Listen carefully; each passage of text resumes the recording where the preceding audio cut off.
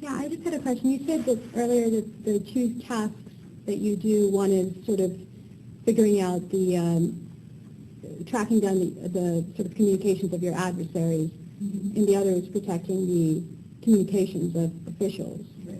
So do you consider Germany and the countries that the NSA has been spying on to be adversaries, or are you right now not speaking the truth?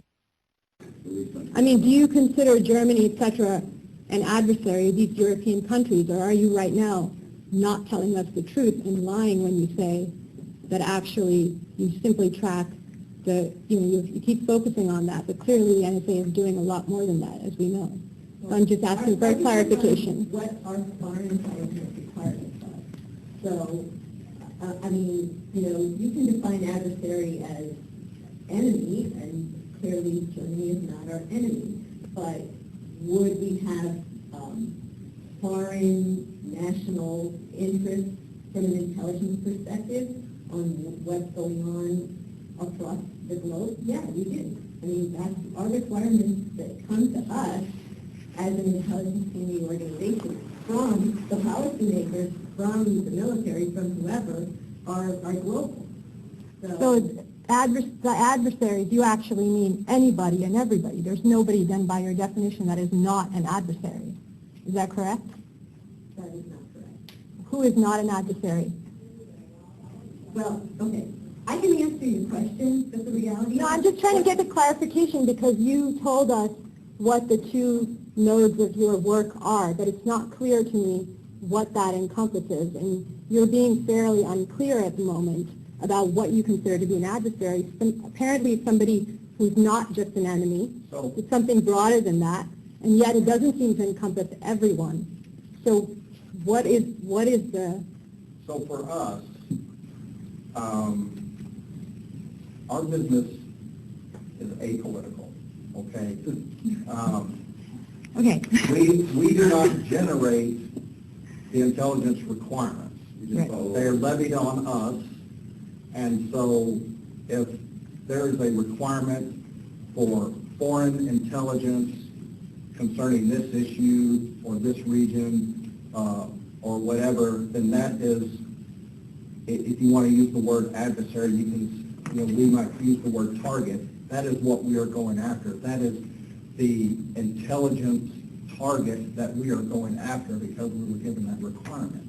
Whether it's adversary in a global war on terrorism sense or adversary in terms of national security interests or whatever, that's for policymakers, I guess, to make that determination. But we respond to the requirements that we're given, if that helps. And there's a separation. The language analysts, we work in the SIGINT side of the house. We don't really work on the information assurance side of the house. That's the guy setting up the protecting our communication. Yeah, I guess I'm surprised that for language analysts, you're incredibly imprecise with your language, and it just doesn't seem to be clear. So adversary basically is what any of your so-called customers, as you call them, which is also a strange term to use for a government agency, decide if anybody wants, any part of the government wants something about some country, suddenly they are now internally considered or termed an adversary. I mean, that's what you seem to be saying.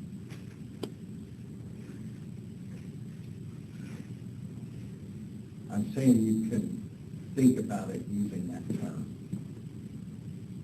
But the reality is, it's our government's interest in some aspect of what a foreign country is doing.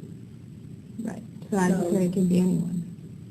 As long as they levy the requirement on us through the right vehicle that exists for this, right, and that it is defined in terms of being a foreign intelligence requirement. There's a national framework of foreign intelligence, what's it called?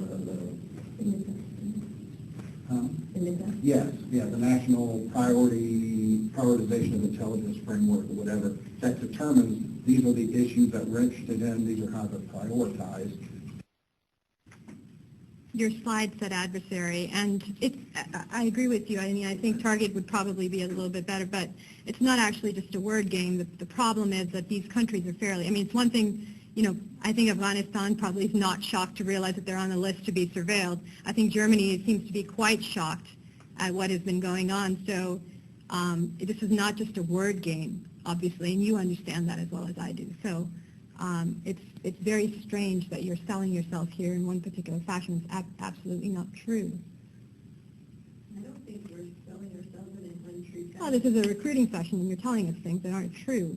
I mean, and, we also know that the NSA took down brochures and fact sheets after the Snowden revelations because those fact sheets also had severe inaccuracies and untruths in them, right? So how are we supposed to believe what you're saying? I have a lifestyle question that you seem to be selling.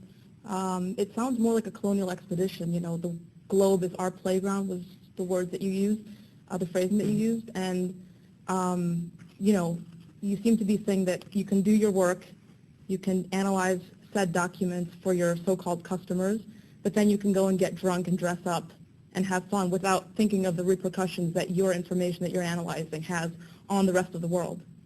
And I also want to know what are the qualifications that one needs to become a whistleblower, because that sounds like a much more interesting job. And I think the Edward Snowdens and the Bradley Mannings and Julian Assanges of the world will prevail ultimately. I'm not sure that, I mean, I think the question here is, do you actually can think about the ramifications of the work that you do, which is deeply problematic, or do you just dress up in costumes and get drunk? That's why the context, I was talking about reporting information, the intelligence that we get, and reporting it in the right context is so important, because the consequences of bad political decisions by our policymakers are something we all suffer from, right?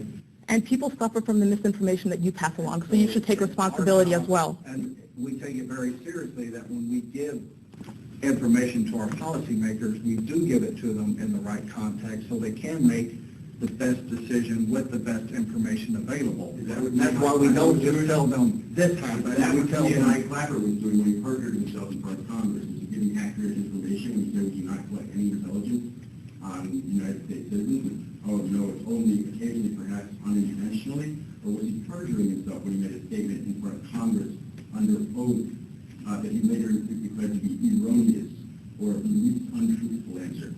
How do you feel personally having a boss who's comfortable perjuring himself in front of Congress? Very much, General Clapper. Oh, well, General Alexander also lied in front of Congress. Well, probably because access to the Guardian is restricted at the Department of Defense computers.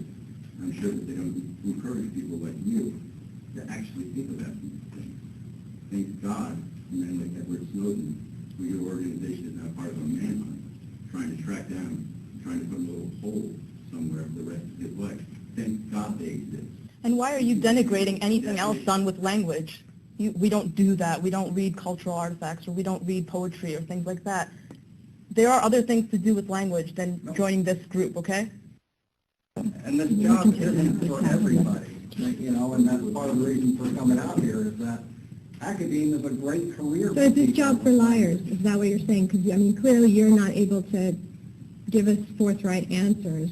I mean, given the way that the NSA has behaved, given the fact that we have been lied to as Americans, given the fact that fact sheets have been pulled down because they clearly had untruths in them, given the fact that Clapper and Alexander lied to Congress, is that a qualification for being in the NSA? Do you have to be a good liar?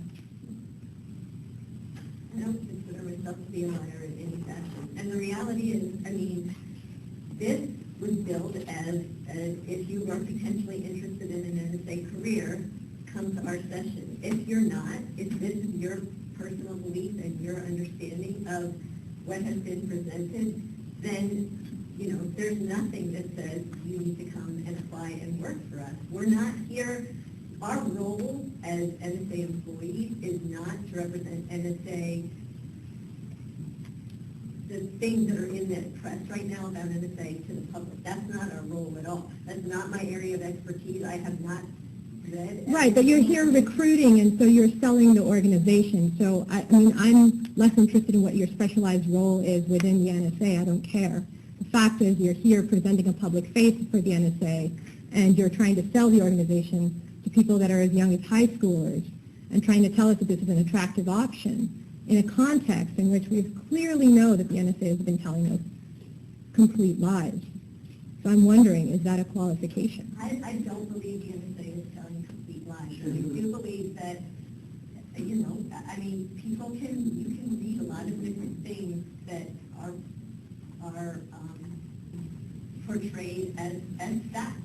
And that doesn't make them facts just because they're in newspapers Or intelligence that's reports? Not really but that's not our purpose here today. And I think, you know, if you're not interested in there are probably people here who are interested in the language career.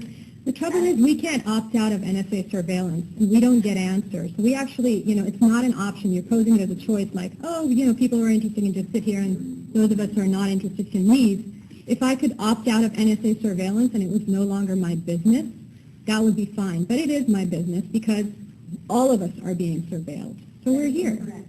That is not our So job. That is not our business. that, That is not what we that do. doesn't seem to be incorrect given the leaks, right? And you are not able, the NSA has not been able to actually put out anything that is convincing contrary to that.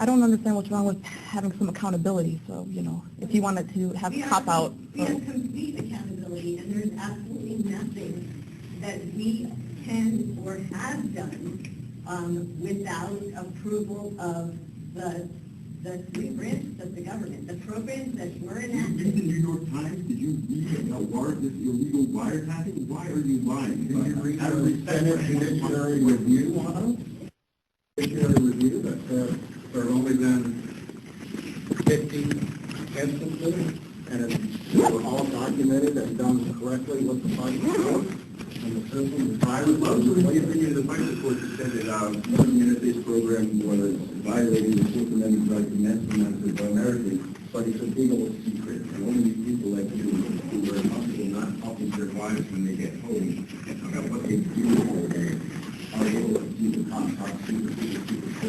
They're protecting us from terrorist threats. So let's let everyone hear more information about karaoke.